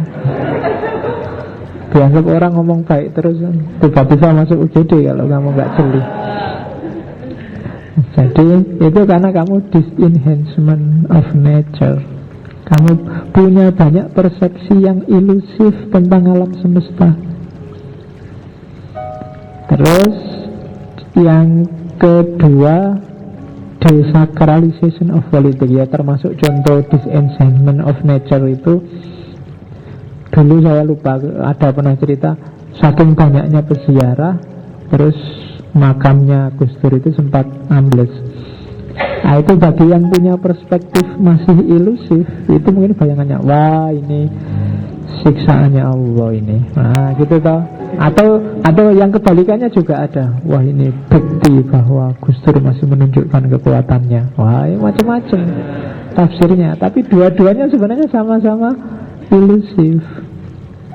Kalau mau di disinvestment, tinggal kamu cek struktur tanah di situ seperti apa, kelabilannya bagaimana, didatangi peziarah terus menerus sebanyak itu, kan gitu. Itu persepsi rasional. Maka proses sekularisasi berarti disenhancement of nature. Yang kedua, desacralization of politics. Jadi urusan politik bebaskan dari sakralitas. Kalau politik kamu sakralkan, padahal politik itu yang menguasai, yang menata hidup kita, jangan-jangan kamu ditindas, jangan-jangan kamu dihegemoni, diam saja. Jangan raja itu keturunannya dewa-dewa kayak di Jepang, tidak berani bantah. Jangan itu masih keturunannya, oh itu masih orang suci, oh itu masih, itu susah. Harus didesakralisasi. Politik harus full jadi urusan duniawi, biar kita ngontrolnya gampang, mau mengkritik, menjatuhkan gampang. Ya untungnya dulu Pak Harto itu militer, kok coba Pak Harto kiai apa wali, ngono ya susah kamu demo kan. Wah kualat nanti kalau kita demoan itu. Kalau di Jawa itu kan ada istilah kualat. Itu kalau ada kualatnya berarti masih sakral. Maka desakralisasi. Politik ya politik, urusan dunia. Yang ketiga, deconsecration of values. Jadi dekonsekrasi itu menyingkirkan pemutlakan nilai. Nggak ada yang pasti benar, pasti baik, pasti sip, pasti bagus. Semuanya sifatnya tergantung sementara. Itu deconsecration of values. Ya di antara yang punya ini kalau di filosof antara lain Nietzsche. Jadi dekonsekrasi. Nilai apapun itu sifatnya pasti tidak mutlak. Inikah yang paling benar? Ya, sejauh yang saya tahu. Inikah yang paling baik? Sejauh yang saya pahami begitu. Itu jawaban paling enak kalau mau ngomong tentang values. Apakah Pancasila harga mati? Tidak juga, Pancasila harga hidup. Ya kan, saya tidak tahu istilah harga mati itu dari mana. Harga hidup itu maksudnya ya masih bisa dinego, masih bisa ditawar, menyesuaikan kondisi. Wong itu hasil karya kita kok. Mungkin nggak relevan lagi Pak Pancasila itu. Sekarang silanya jangan 5 Pak, sekarang harusnya 7 untuk ditambah yopo pun. Nggak apa-apa kan? Jadi 5 atau dari 5 jadi 4 aja Pak. Di Indonesia sudah adil Pak, semua nggak usah lah. Nah, atau sila ketiga itu tidak masuk akal Pak, itu utopia, persatuan seluruh rakyat Indonesia itu tidak mungkin Pak. Allah itu menciptakan alam ini ya beragam macam-macam. Jadi nggak usah dimasukkan lah sila yang tidak masuk akal itu, tidak alami itu. Pluralitas itu kan sifatnya wajib Pak, niscaya. Jadi tidak mungkin persatuan. Ya mungkin ngono. Kan bisa aja nego. Deconsecration of values. Oke. Terus, nah ini kita ambil dari buku yang judulnya Secular City. Tulisannya, pengarangnya namanya Harvey Koch. Dan Harvey Koch inilah yang jadi rujukannya yang saya bilang tadi, Nurcholish Madjid. Catatan pertama, Bedakan sekularisme dan sekularisasi. Kalau sekularisme memang bertentangan dengan visinya agama, tapi kalau sekularisasi tidak.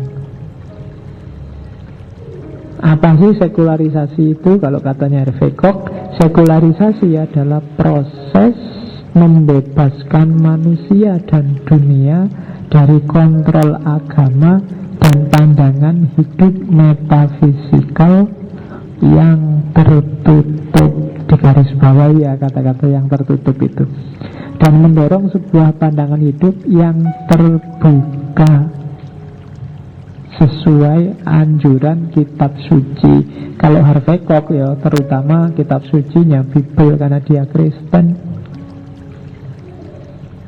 Kalau di kita ya berarti Al-Quran. Apa Al-Quran menyuruh terbuka? Ya, Quran kan nyuruh kita mikir, nyuruh kita tidak memutlakkan pandangannya manusia. Kebenaran hanya miliknya Allah. Jadi jangan mau dibelenggu oleh institusi agama yang metafisikal dan tertutup. Karena pemahaman keagamaanmu sekarang, ideologi agama apapun itu mungkin salah. Maka harus terbuka dan siap diperbaiki terus-menerus. Maka proses rasionalisasi, modernisasi dalam beragama itu dilanjutkan terus saja, tanpa harus jatuh pada ideologi namanya sekularisme. Kalau sekularisme itu pandangan hidup yang tertutup. Jadi yang bukan hanya tidak sesuai katanya Hervé Koch, tapi juga bertentangan dengan ajaran agama, bahkan dengan sekularisasi. Kalau sekularisme itu nutup. Kalau tadi kan membebaskan manusia dari kungkungan agama yang membelenggu karena dogmatis. Kalau sudah dia jadi isme, maka agama terus-menerus harus dinafikan. Dan ini beda sama sekularisasi, katanya Hervé Koch. Kalau sekularisme itu jatuhnya bisa lama-lama agamanya hilang, karena dia dinafikan terus, membelenggu cara berpikir. Tapi sekularisasi itu proses orang beragama secara rasional.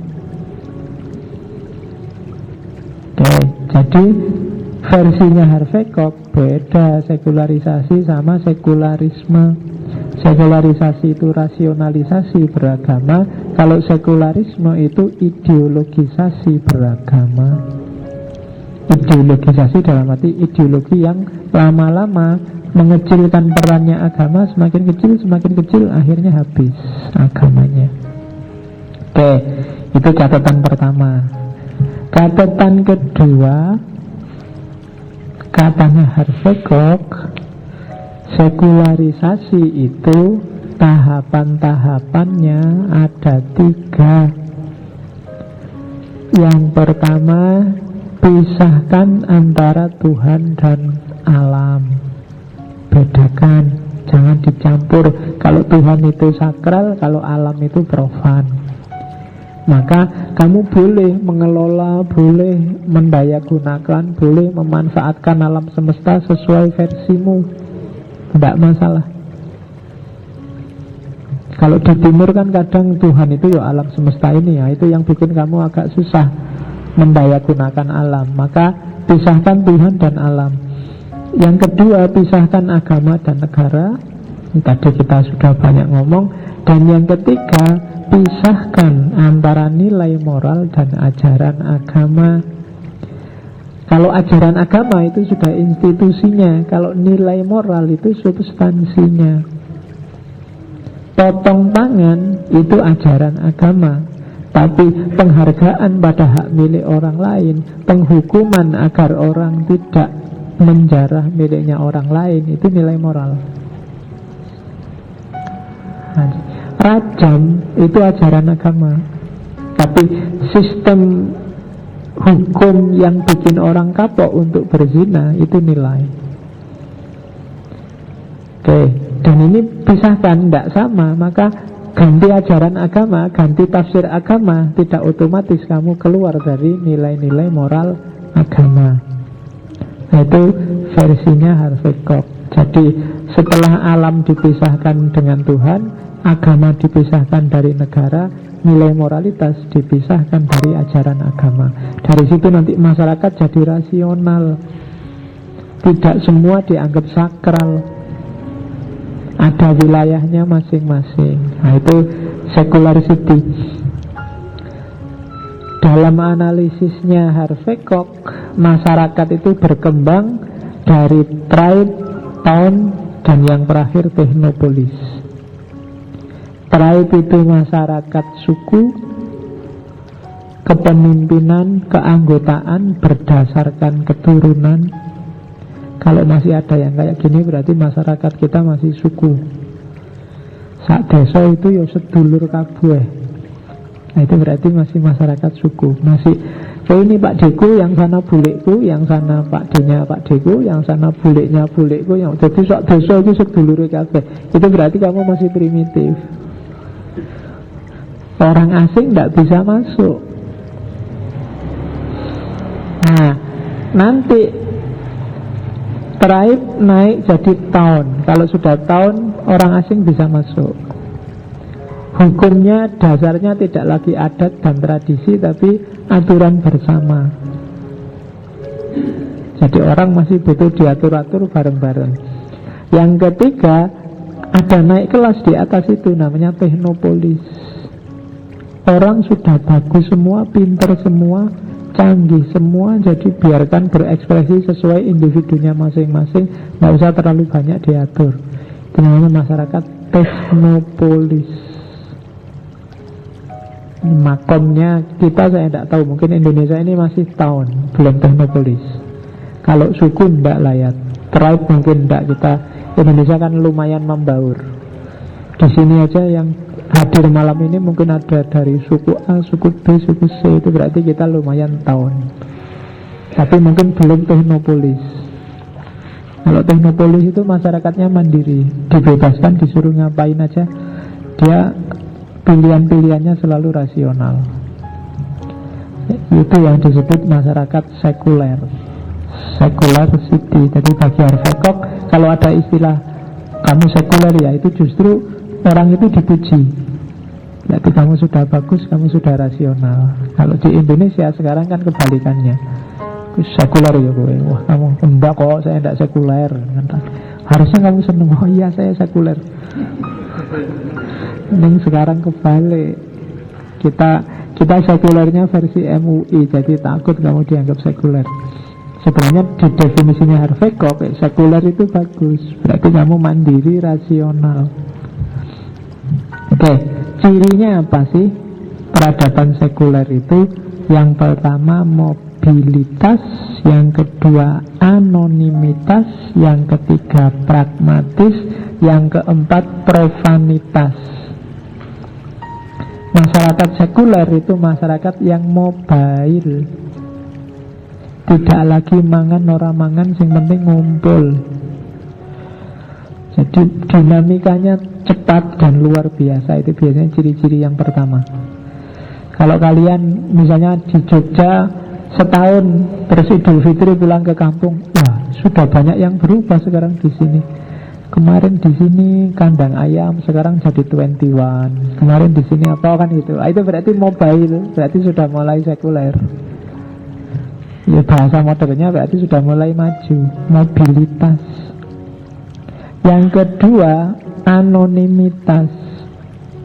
Anonimitas itu, anonim itu kan tanpa identitas, tanpa nama. Maksudnya apa? Kamu tidak dikenal dari aspek namamu, tapi peranmu, fungsimu.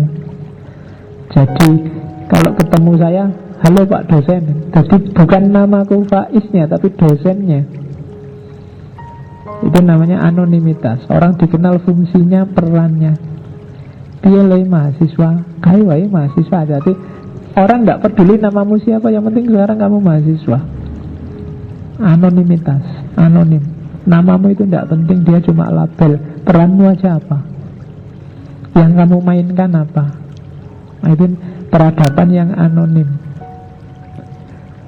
Nama saya Ahmad loh Pak, nama saya Muhammad loh Pak, tidak peduli. Sekarang kamu mainnya sebagai apa? Bagus apa enggak permainanmu? Nah, itu peradaban anonim. Yang ketiga, pragmatis. Jadi orang-orang sekuler itu ndak bulet, wis karepe opo gitu aja, to the point. Ndak terlalu banyak diskusi, ndak terlalu banyak kembang-kembangan kata, mikir yang abstrak-abstrak. Terus pokoknya targetnya opo? Pengen kaya ya kerja, pengen istirahat ya tidur, pengen pinter ya belajar. Simple, ya kan? Pengen sakti ya tirakat. Nah iya kan, lo pengen sakti ya tirakat ya iso. Jadi itu jenis pragmatis, nggak usah diskusi, nggak usah ditawar-tawar. Ya Indonesia ini kan senangnya gitu, ada apa-apa diskusi, wae.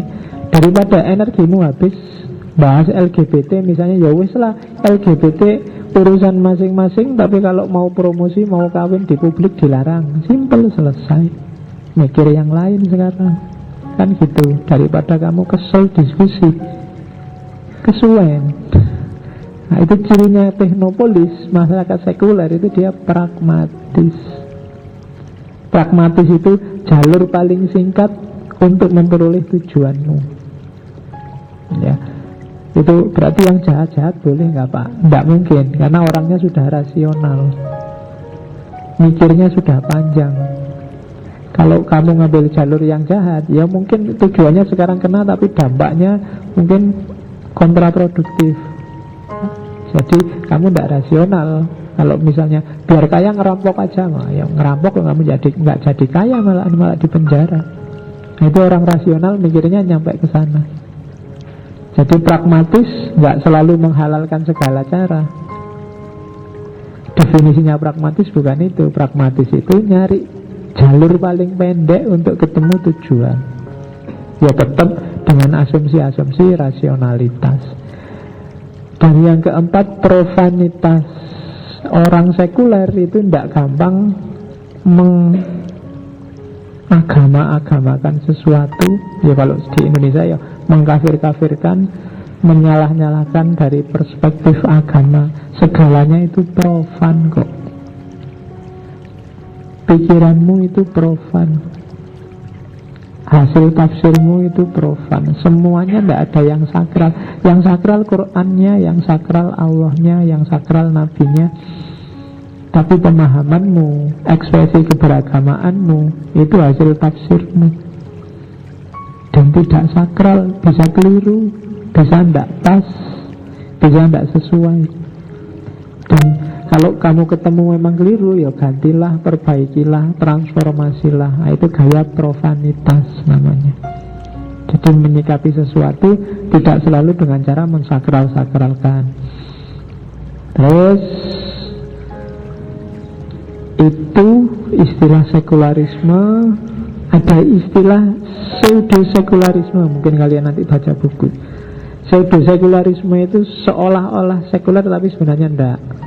Misalnya kalau di situ kasus India.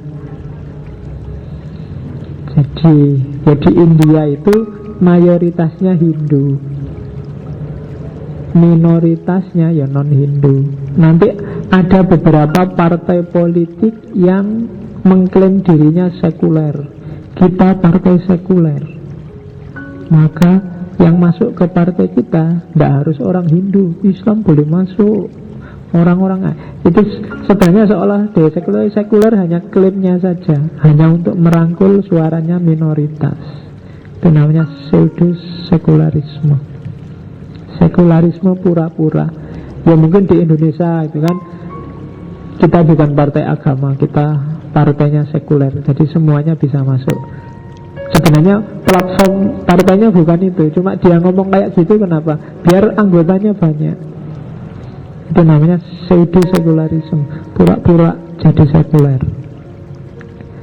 Jadi kalau kalian baca buku ada istilah pseudo-sekularisme, berarti dia pura-pura sekuler. Oke.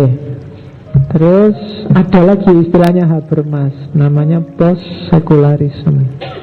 Ya kalau filsafat yang kontemporer senang dengan istilah post itu kan. postmodern, post-sekuler, post-struktural.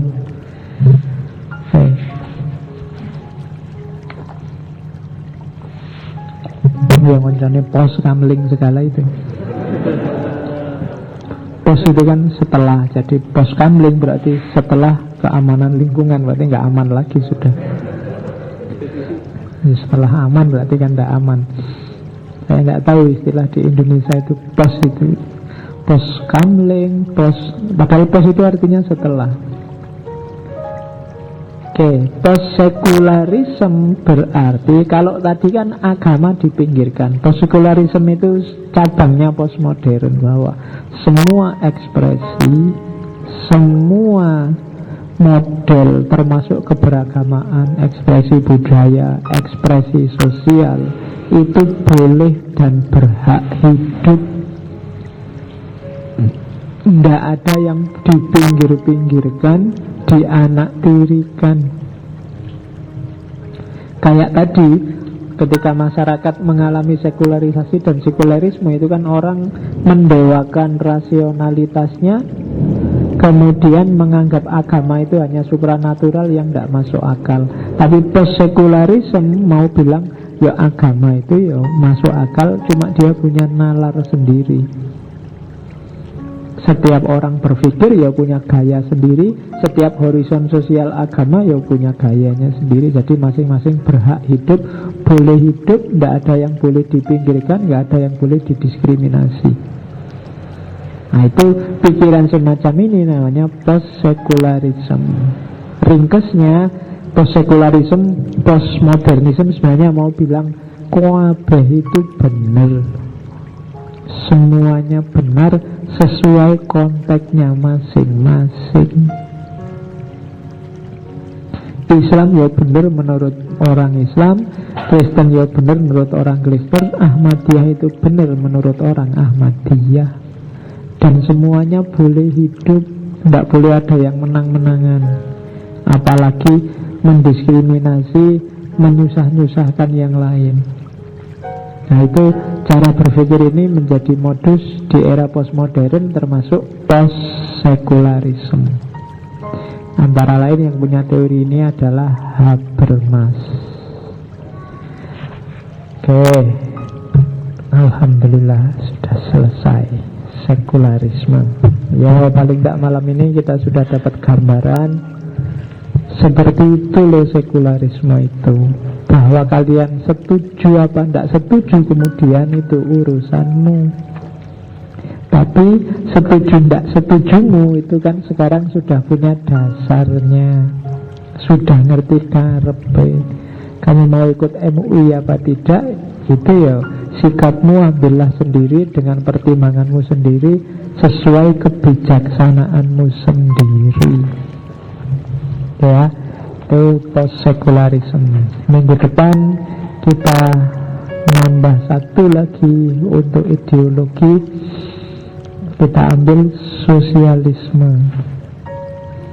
Jadi sebenarnya saya mau nambahi kapitalisme, tapi kelihatannya kapitalisme dulu sudah pernah. Jadi kita ambil sosialisme ya. Sebenarnya sosialisme itu bisa 4-5 pertemuan sendiri, tapi kita jadiin satu aja, kita ringkas. Yang penting ngerti karepe sosialisme itu seperti apa, dengan segala cabang-cabangnya, model-modelnya. Karena sosialisme adalah ideologi yang modelnya paling banyak, variasi implikasi teorinya banyak, macam-macam. Termasuk di Indonesia ada Marhainisme, ada Leninisme, Stalinisme, Marxisme, sindikalisme, pokoknya itu sosialisme ya. Paling enggak minggu depan kita tahu gambaran-gambarannya. Oke, saya kira itu untuk malam ini. Insya Allah ketemu lagi minggu depan, seri ke-102. Saya akhiri sekian. Wallahul muwafiq, wal afu minkum, wallahu a'lam bissawab. Wassalamualaikum warahmatullahi wabarakatuh.